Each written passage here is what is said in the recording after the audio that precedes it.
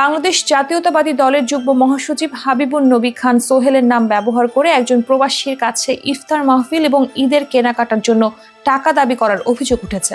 এই ঘটনায় শিবগঞ্জ থানায় একটি সাধারণ ডায়েরি করা হয়েছে।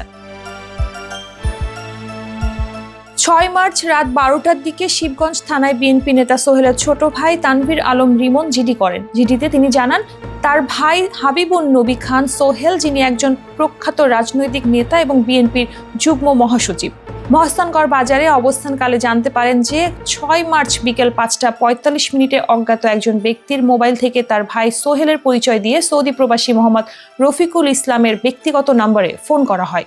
ওই ফোনে রফিকুল ইসলামের কাছে ইফতার পার্টি এবং ঈদের কেনাকাটার জন্য ৫০,০০০ টাকা দাবি করা হয়।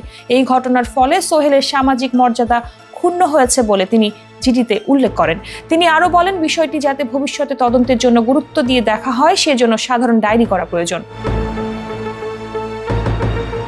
এ বিষয়ে সাবেক কেন্দ্রীয় স্বেচ্ছাসেবক দল নেতা তানভীর আলম রিমন জানান, মোহাম্মদ রফিকুল ইসলাম একজন সৌদি প্রবাসী এবং সৌদি বিএনপির যুগ্ম সম্পাদক। তিনি কিছু সপ্তাহ আগে দেশে ফিরেছেন এবং বর্তমানে বগুড়ায় অবস্থান করছেন। রফিকুল ভাই প্রথমে সোহেল ভাইকে এবং পরে তাকে ফোন করে ঘটনার বিস্তারিত জানান।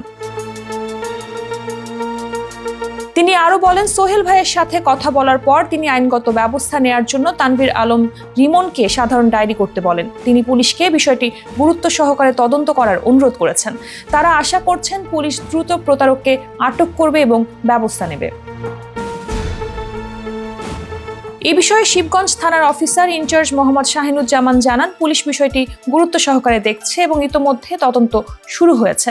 প্রতারকের বিরুদ্ধে আইনগত ব্যবস্থা নেওয়া হবে।